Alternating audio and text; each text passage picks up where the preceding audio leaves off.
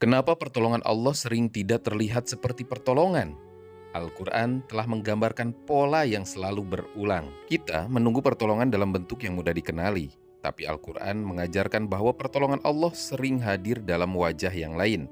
Dalam pertemuan yang terasa kebetulan, tapi membuka pintu yang lama tertutup.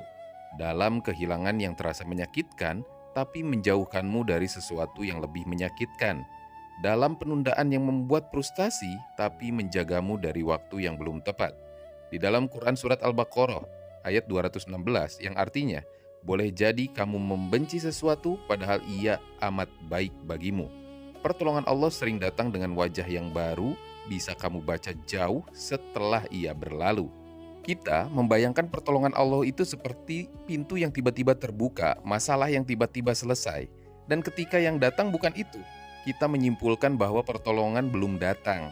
Padahal Al-Quran menggambarkannya berbeda. Pertolongannya sering datang bersamaan dengan penyempitan.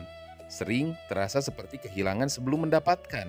Sering terlihat seperti ujian sebelum akhirnya jadi jalan keluar. Jadi, kalau kita tidak tahu polanya, kita akan salah membaca momen yang sebenarnya adalah awal dari pertolongan itu sendiri. Kamu pernah nggak meminta pertolongan kepada Allah dengan sungguh-sungguh, dengan air mata, dengan harapan yang sudah tipis, dan yang datang bukan pertolongan? Setidaknya bukan yang kamu bayangkan.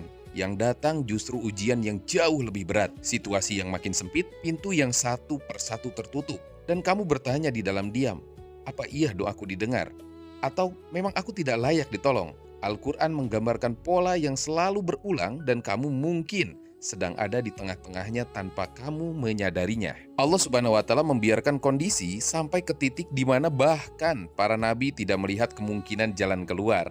Bukan karena Allah lupa, bukan karena tidak mampu menolong di awal, tapi karena ada sesuatu yang hanya bisa lahir di titik paling sempit tersebut. Kepasrahan yang paling murni, doa yang paling jujur, ketergantungan yang tidak ada campuran apapun selain kepadanya. Di titik itulah pertolongan Allah datang, bukan terlambat, tapi tepat waktu dengan cara yang Allah yang hanya tahu. Ketika Nabi Musa dikejar Firaun, laut di depan, musuh di belakang, kaumnya berteriak, kita pasti tertangkap. Tepat di titik itu laut terbelah. Ketika Nabi Ibrahim dilempar ke dalam api, bukan diselamatkan sebelum dilempar, tapi di dalam api itu Allah berfirman, jadilah dingin. Nabi Yunus di dalam perut ikan, dalam kegelapan yang berlapis-lapis, tapi justru di dalam kegelapan itulah doanya yang paling murni keluar. Polanya selalu sama, paling sempit dulu baru jalan keluar, paling gelap dulu baru cahaya, paling habis dulu baru diisi. Kondisi yang hari ini terasa paling menyempit mungkin bukan